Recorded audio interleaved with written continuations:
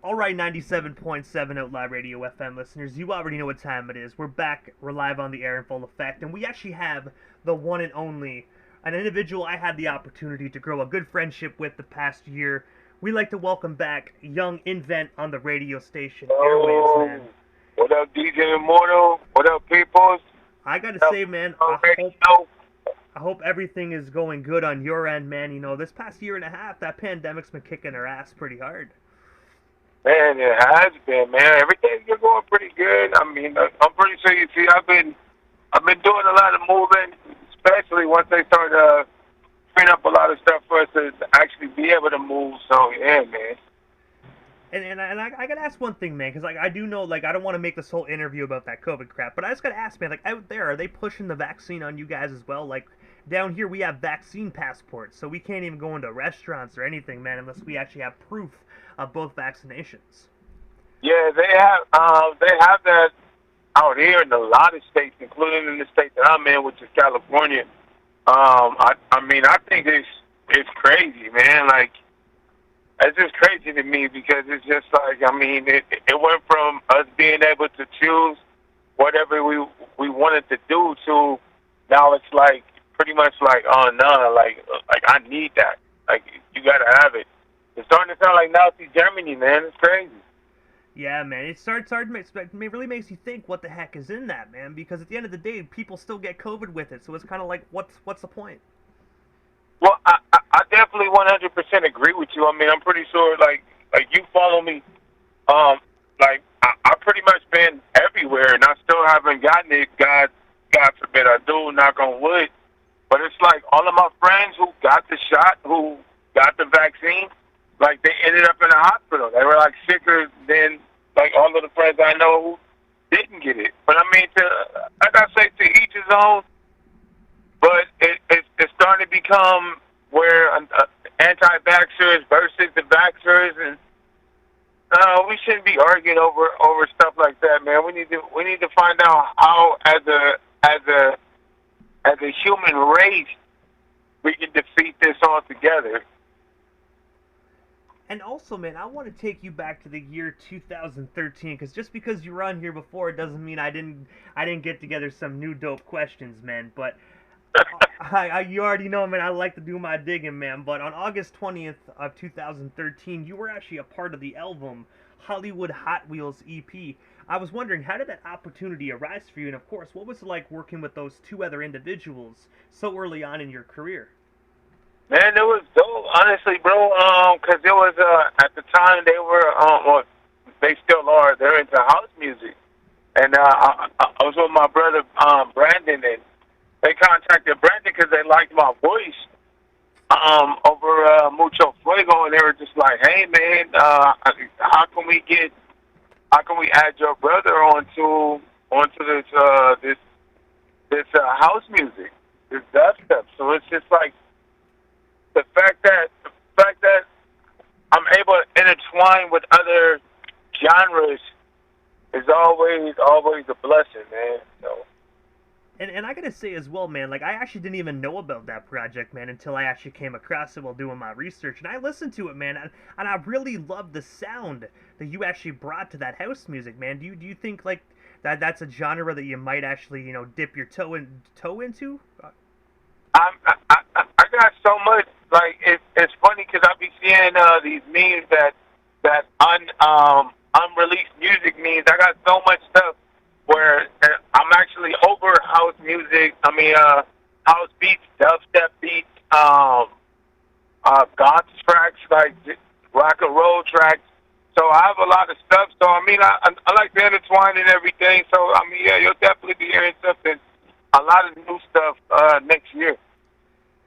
And also, as well, man, you were actually one half of the hip hop duo, the California Outcasts. I was wondering, for the listeners that don't already know about that, can you shed some more light on that duo? And of course, how did yourself and Johnny initially get connected? Yeah, definitely, man. Johnny was my guy at one point in time, man. We was really pursuing this hip hop thing. He had his group um that was like pro, like body positive. So he was getting his popularity. I was getting my popularity for from of course the regular style or whatever have you. So he was like, "Hey, let's form a group," and I was with it. I was down for the group portion of it. I mean, we just decided to take our separate ways. It wasn't even like anything like was brought up to me, or he didn't discuss it with me. He just out of the blue just disappeared and started doing his own thing. I respect that. And I have to ask, man, for the listeners that haven't like listened to like the music that you guys put out, is it still actually out there to be listened to today? Yeah.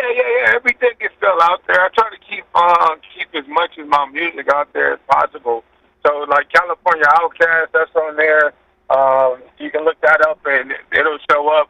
Or you can go to Young Invent, Google Young Invent, and everything that I'm pretty much featured on is usually on the on my autobiography, on my autograph. And also as well, man, jumping ahead to November of 2016, you were actually an actor on the Disney Channel show Walk the Prank. I was wondering, man, how did that opportunity arise for you? And of course, what was it like just being on that set? Man, so pretty much I did a lot of work with EA Sports. I did a lot of writing for Disney, a lot of writing for up-and-coming shows and stuff like that for Fox. So one of the writers, one of the casting directors was like, "Hey, man, I need you to do some stuff for me this day. My friend has a new business, and they need somebody that's gonna be there. Can you make it?" So I'm like, man, I owed him a lot of favors. I'm not gonna lie, I owed him a lot of favors. So I showed up.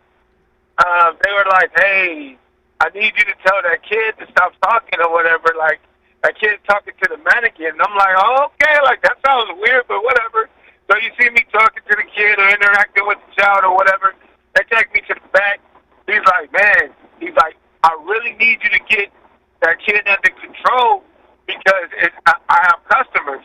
So I go back out there to talk to him like, "Sir, can you?" And then the mannequin starts moving, man. Not gonna lie, that was a dope experience, especially when you see all the cameras come out and you see that you've been set up. Because I've seen that so many times where I'm like, how did they get pranked? And then it's like, oh man, I got pranked, so I understood it.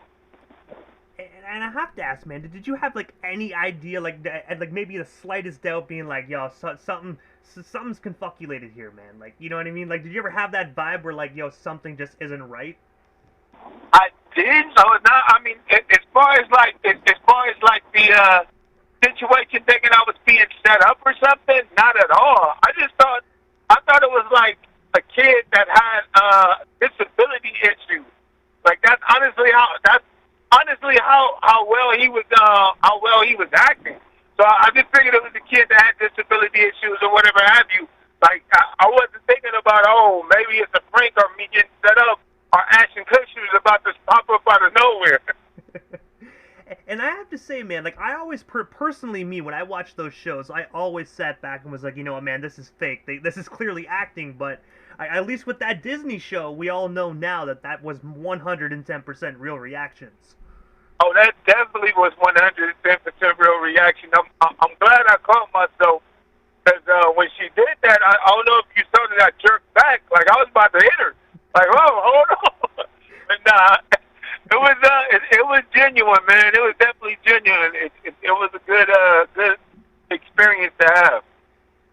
And also as well, man, the very next year, August 25th of 2017, you actually had the opportunity to actually perform on the same stage as the late, great Nipsey Hussle. I was wondering if you can actually tell our listeners a bit more about that, and of course, did you get the opportunity to meet up with Nipsey Hussle before or after the concert? Man, I did, man. Rest in peace, Nipsey. I definitely got to meet him. It was, like prior, I don't really, when I meet celebrities, I don't really take pictures with them just because it's like I'm more so of a interaction type person. So I approached him, asked him if I could just ask him one question or whatever have you. He's like, "Yeah, shoot." So I asked him a question in regards to something. Every time I meet a celebrity who's higher than me, I always ask them something that's going to advance or advance my career. And I mean, for the most part, every single last one of them is giving me a piece or giving me a gem that I can take, and that's helped me move forward. But yeah, Nipsey was a really, really, really humble guy, man. Really out there, really talkative, and really down to help you with your movement as long as you came at him correctly. And I gotta say as well, man, I still can't believe such an amazing, talented individual like him is gone today, man. Like, you know, I can only imagine what he'd be doing today if he was still here, man. He was such a community-oriented individual. Agreed, 100%, especially with him being from Los Angeles and me being from Los Angeles. And I literally used to live in his hood. So it's like, it's just difficult to comprehend it, especially since he's such an icon and so big for the California community. And also as well, man, on December 4th of 2020, you actually released a tremendous single titled Deep End. I was always wondering, man, what's the story and inspiration behind that iconic song? And of course, where can our listeners check it out if they haven't already done so? Man, definitely Deep End, that's like my gem right now. I love that song. Inspiration was basically like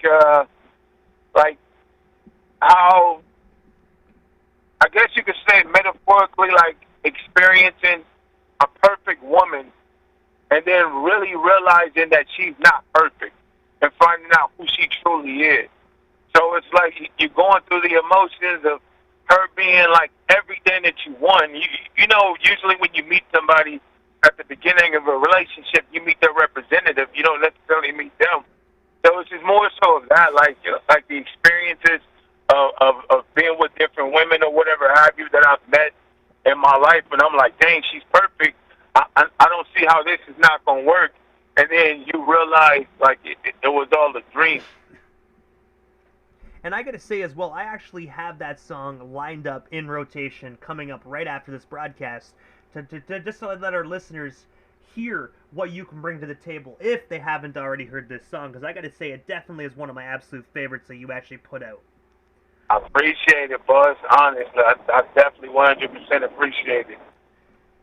And also as well, man, this year you actually received a Billboard plaque for your contribution to the compilation album Smoke Chronicles.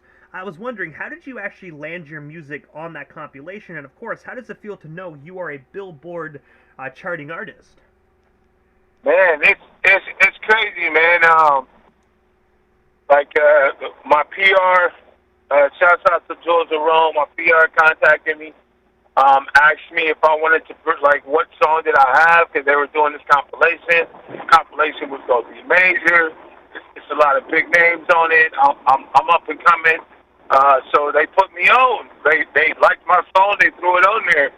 So me and my management team, Olga and Xavier, we started campaigning it, like just to get it up there.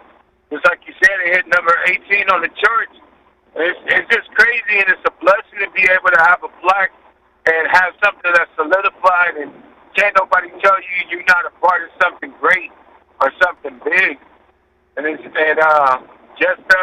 yesterday, I contacted Hell's Kitchen, and I was like, I need a reservation. They're like, we're covered all the way up until January, and I'm like, I have hip hop Billboard artist, award-winning artist, Young and Big coming. I need reservations. They gave me reservations. It's crazy. I gotta say, man, having reservations for Hell's Kitchen, man, that's dope, man. I'm not gonna lie though. I'm not gonna lie to you, man. Chef Ramsay kind of scares the white right off me, man. I'm not even gonna lie, dude. Yeah, same here, man. But I mean, for the most part, he's a good dude. But what I keep hearing, he's a really good dude. But I like him. And I gotta say, man, first and foremost, congratulations on that, man. And definitely enjoy that dinner, because you already know it's gonna be a top-notch quality meal. And if not, you hear somebody yelling, you know somebody messed up. That's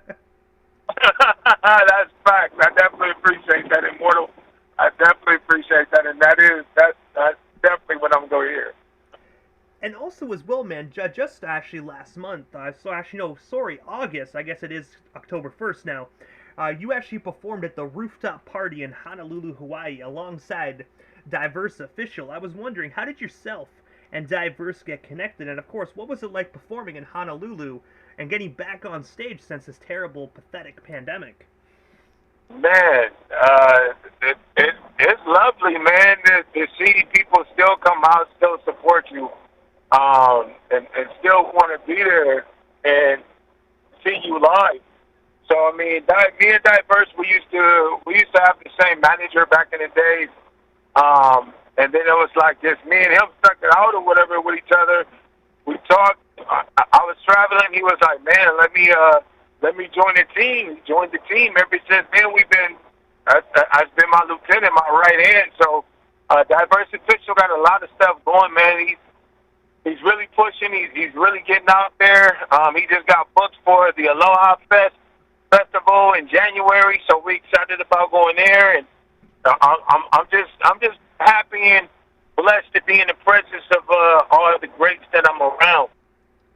And we actually got Diverse actually taking over the radio station airways actually come this Sunday night at 8:30 as well, man. So, you know what I mean?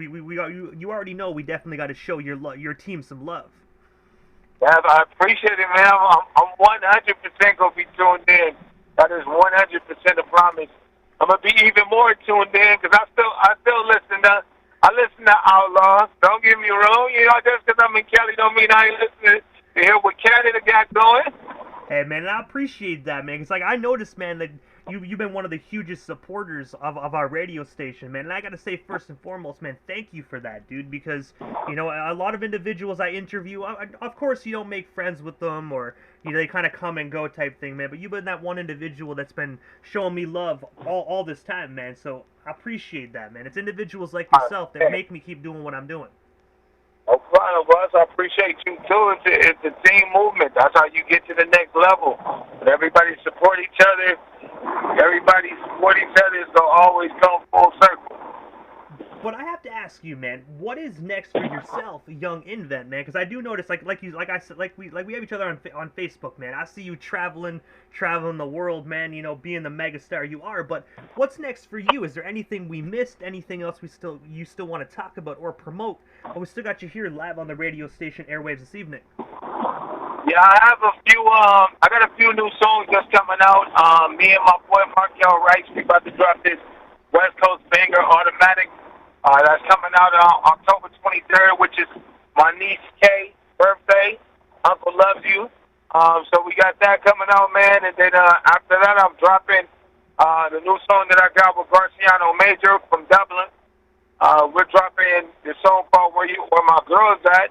And I'm also dropping my EP, Red Carpet Talk, man. So I'm excited. I'm trying to get Diverse Official to drop another So Far Gone Volume 2. I'm getting my models out there. Yvette Sodia, she has a lot of hosting events, a lot of traveling going on right now. Then as well as my other model, Yosta Martinez. So we just got so much stuff coming up. Just trying to get us to the promised land. And I gotta say, man, when those singles actually get released, make sure you shoot them my way, man, and I'll definitely slide them into the station's rotation and get you some of that Canadian FM airplay. I definitely appreciate you, boss. Always a pleasure. I've got you. Soon as I'll get them to you before they get released. That way you can drop them exclusively like a week or two before. Hey, man, sounds like a plan to me. But Invent, I know you're a very busy guy, man. But before we part ways, man, if you can, drop them social media handles. That way our listeners can follow you and stay updated on everything you got going on, if they're not already doing so. Definitely, man. Follow me at Young Invent, INVENT. That's everything. Facebook, Twitter, IG, TikTok. Everything is Young Invent. Or you can go to YoungInventMusic.com. And you can follow the movement there. And I gotta say, first and foremost, man, thank you so much again for just taking the time out of your busy evening and coming back on the radio station airwaves. It definitely was an honor, man, and most definitely a privilege to always have you on the radio station airwaves, man. You're always welcome back, and I'm definitely looking forward to these brand new projects when they do drop. Hell yeah, man. I appreciate you 100%, bro. Hey, man, most definitely, brother. We definitely shall talk soon. Definitely. H gang.